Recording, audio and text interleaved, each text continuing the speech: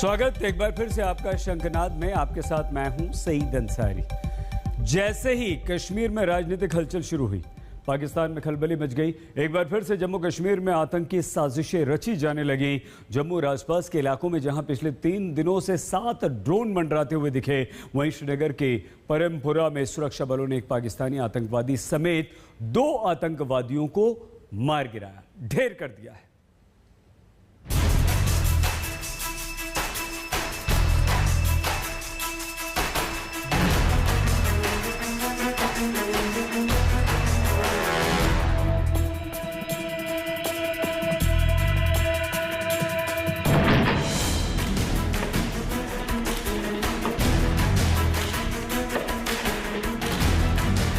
कश्मीर में अमन से बौखला गया पाकिस्तान। कश्मीर पर बातचीत से आईएसआई में खलबली। कश्मीर में सियासी हलचल से पाकिस्तान परेशान। जम्मू कश्मीर को फिर दहलाने की साजिश।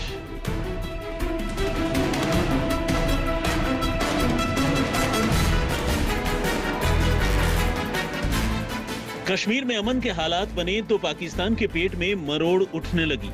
पाकिस्तान की खुफिया एजेंसी आईएसआई जम्मू कश्मीर में फिर से आतंकी साजिशें रच रही है। लश्कर-ए-तैयबा और आईएसआई का गठजोड़ एक बार फिर घाटी में खून खराबे का षड्यंत्र रच रहा है। सितंबर फर्स्ट वीक में हम लोग ने ये अनाउंस किया था कि श्रीनगर टेररिस्ट फ्री जोन हो गया, सही में हो गया था। उसके बाद सितंबर सेकेंड वीक में एलईटी का एक साकिब जो है बरजुला का एक्टिव हो गया। उसके बाद खुटबनी रेडबनी से जब आर्मी का पुलिस का वहाँ पर बहुत सिक्योरिटी फोर्स का प्रेशर पड़ा तो खुटबनी रेडबनी से शिफ्ट होकर अब्बास से श्रीनगर में शेल्टर लिया है। पाकिस्तान के इशारे पर, आईएसआई के इशारे पर यहाँ पर लोकल लड़कों को कुछ 5-6 को एक्टिव किया है, जो अपने को टीआरएफ कहते हैं, बल्कि एलईटी के ये टेररिस्ट हैं। उसमें एक मार चुका है क्या उवैद, बाकी जो है उसके पीछे हम लोग लगे हुए हैं और बहुत जल्दी उसको या तो अरेस्ट कर लेंगे या इनकाउंटर उसको न्यूट्रलाइज करेंगे। 22 महीने पहले सरकार ने जम्मू कश्मीर से आर्टिकल 370 को हटाते हुए राज्य का बंटवारा कर दिया था। 22 महीने बाद वहां सियासी हलचल शुरू हुई है। 24 जून को प्रधानमंत्री नरेंद्र मोदी ने कश्मीरी नेताओं की बैठक बुलाई थी। दिल और दिल्ली की नजदीकियों पर बातचीत की थी। कश्मीर में राजनीतिक प्रक्रिया की बहाली पाकिस्तान को पच नहीं रही है। आईएसआई बौखलाई हुई है। इसी बौखलाहट में वो घाटी में आतंकी साजिशें रच रही है। इनको डर है आने वाले दिन में यहाँ काफी टूरिस्ट आएंगे, लोग आएंगे, यहाँ पर अमन चैन होगा, उसको देखना नहीं चाहते हैं। कुछ पॉजिटिव टॉक भी चल रहा है, उसको भी डिस्टर्ब करना चाहता है। इनका ये मेन मकसद है। यह नहीं चाहता कि यहाँ पर शांति हो, लोग यहाँ पर विकासशील हो, डेवलपमेंट हो, लोग 2 पैसा कमाए। इसलिए ये सिविलियन को और इनोसेंट को टारगेट कर रहे हैं लोग। जम्मू कश्मीर में दहशत फैलाने के लिए सरहद पार से ड्रोन वाली साजिश चल रही है, तो वहीं घाटी में आतंकी फिर सक्रिय हो गए हैं।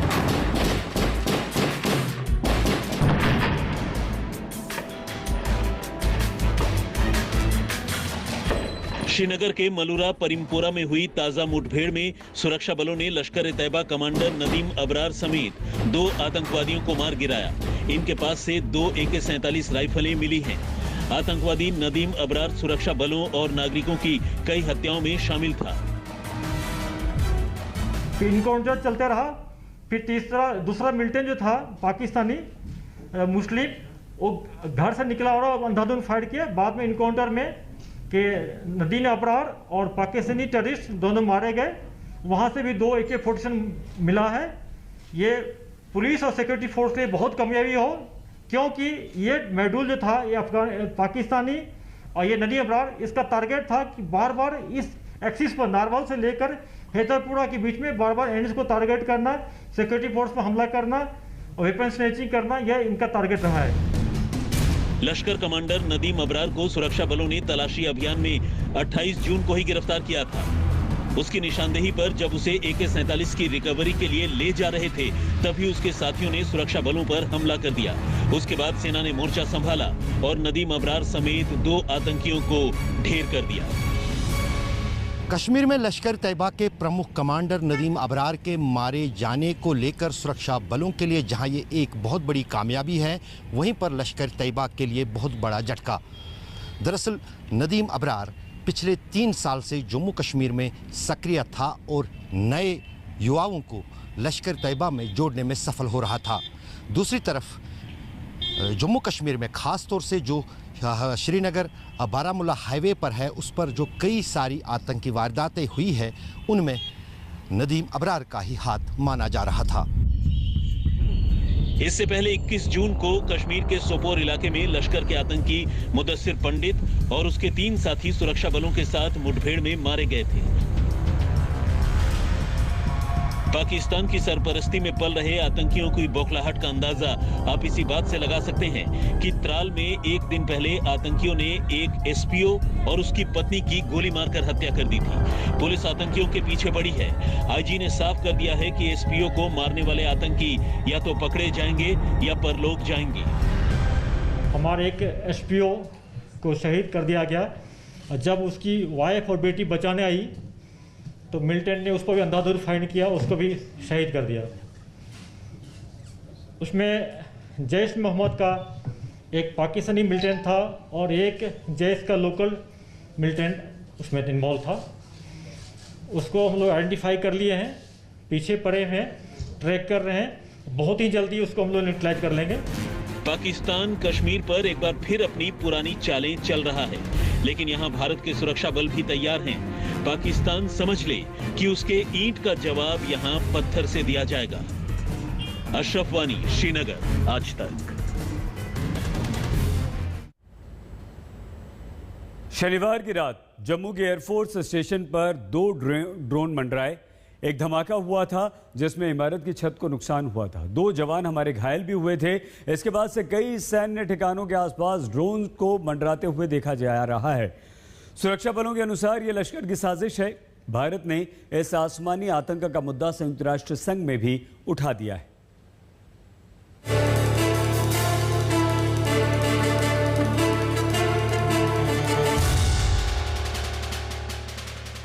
भारत के खिलाफ पाकिस्तान और उसकी खुफिया एजेंसी आईएसआई का ये नया टेरर मॉड्यूल है। लगातार 3 दिनों से भारतीय क्षेत्र में संदिग्ध ड्रोन दिखाई दे रहे हैं। शनिवार की रात जम्मू एयरफोर्स स्टेशन पर 2 ड्रोन के जरिए 2 धमाके किए गए थे। भारतीय सेना के मुताबिक सोमवार की रात सेना के 2 अलग अलग कैंप के पास 3 बार ड्रोन देखे गए। पहली बार रत्नुचक के पास रात 1:08 पर ड्रोन दिखाई दिया। दूसरी बार सुबह 3:09 पर 7.5 किलोमीटर दूर कुंजवानी में ड्रोन देखा गया।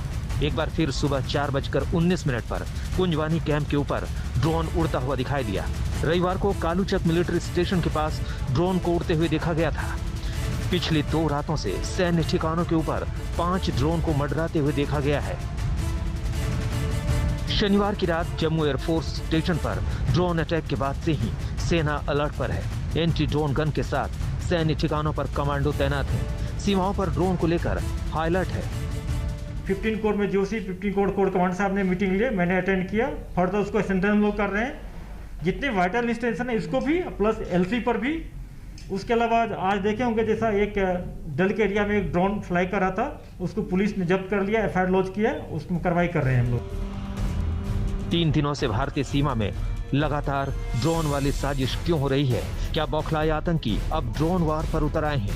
ये सवाल इस नाते भी उठ रहे हैं क्योंकि पहली बार जम्मू में अंतर्राष्ट्रीय सीमा से महज 14 किलोमीटर दूर एयरफोर्स स्टेशन पर ड्रोन के जरिए धमाके किए गए हैं। उसके बाद लगातार मंडराते ड्रोन चिंता का सबब बने हैं क्योंकि आतंकी ड्रोन हमले से सुरक्षा बलों को भारी नुकसान पहुंचा सकता है। ये कुंजवनी इलाका है और मेरे पीछे आप देख सकते हैं ये आर्मी का कैंप है। दीवार जो है ये बाउंड्री वॉल है आर्मी कैंप की, और यहाँ पर भी जो है कल मध्य रात्रि के बाद ड्रोन की हरकत देखी गई थी। अब जो है जो जांच एजेंसियां हैं इस चीज़ में जुट चुकी है कि क्या ये 3 अलग अलग ड्रोन थे या एक ही ड्रोन था जो कि 3 स्थानों पर देखा गया। तो साफ तौर पर इस समय जो सिक्योरिटी एस्टैब्लिशमेंट है वो गहन चिंतन में लगा हुआ है। सवाल यह है कि भारतीय सैन्य ठिकानों पर ये ड्रोन कौन उड़ा रहा है? क्या ये सीमा पार से आ रहे हैं या फिर इनका रिमोट पाकिस्तान परस्त आतंकवादियों के हाथ में है? इसमें आईएसआई की क्या भूमिका है? इसकी जांच एनआईए कर रहा है। यही इंक्वायरी एनआईए को हैंड ओवर करना ये बहुत अच्छी चीज है। एनआईए बहुत अच्छी तरह से तफ्तीश कर पाएगी इसके ऊपर और तुरंत हमको जल्द से जल्द उसका जवाब मिलेगा। लेकिन हमारे सिक्योरिटी फोर्सेस का दायित्व और बढ़ जाता है कि इस प्रकार की कोई भी ड्रोन अटैक का उन्होंने मुंहतोड़ जवाब देना चाहिए और पाकिस्तान को मुंहतोड़ जवाब देने की अब बारी आ गई है। केंद्र सरकार ने साफ कर दिया है कि हमारे सुरक्षा बल किसी भी साजिश का करारा जवाब देने के लिए तैयार है। ड्रोन्स के द्वारा पहले भी अलग अलग AK-47 आता था, ड्रग्स आता था, अलग अलग इंफॉर्मेशन, गलत इंफॉर्मेशन करता था। आज थोड़ा ब्लास्ट करने के लिए भी प्रयास किया। मैं एक ही विश्वास दिलाना चाहता हूँ, जो भी पाकिस्तान स्पॉन्सर्ड हो, जो अदर ऑर्गेनाइजेशंस भी हो, जो भी वायलेंस ऐसे वायलेंस करने के प्रयास करते हैं, हम पूरा सक्षम है अपने सिक्योरिटी फोर्सेस इसको रोकने के लिए, इसको मुकाबला करने के लिए। जम्मू एयरफोर्स स्टेशन पर हुए ड्रोन हमले के मामले को भारत ने संयुक्त राष्ट्र महासभा में उठाया है। गृह मंत्रालय के विशेष सचिव VSK कौमुदी ने विश्व समुदाय को आगाह किया कि आतंकी गतिविधियों के लिए हथियारबंद ड्रोन के इस्तेमाल पर गंभीरता से ध्यान देने की जरूरत है।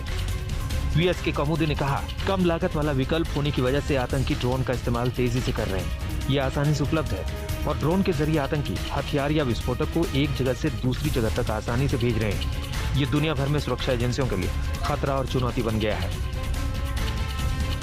भारत ने पाकिस्तान को संयुक्त राष्ट्र में घसीटा और ये एक्सपोज करते हुए कहा कि अब पाकिस्तान क्रॉस बॉर्डर टेररिज्म में न केवल ड्रोन्स को स्पाइंग के लिए इस्तेमाल कर रहा है बल्कि आतंकवादी हमलों के लिए भी इस्तेमाल कर रहा है। जम्मू एयरफोर्स बेस में जो हमले हुए, जो ड्रोन अटैक्स हुए, उस पर बात करते हुए भारत के ऑफिशियल ने ये साफ कर दिया कि ऐसे अटैक्स चिंताजनक है और इंटरनेशनल कम्युनिटी को साथ होकर ऐसे वेपनाइज्ड ड्रोन्स के खिलाफ काम करना होगा। सुरक्षा बलों को जम्मू में ड्रोन अटैक के पीछे लश्कर की भूमिका पर संदेह है। भारत ने अपनी चिंता संयुक्त राष्ट्र में जाहिर कर दी है, साथ ही ऐसी साजिशों का मुंहतोड़ जवाब देने की तैयारी भी कर ली है। दिल्ली में गीता मोहन के साथ सुनील जी भट्ट, जम्मू आज तक।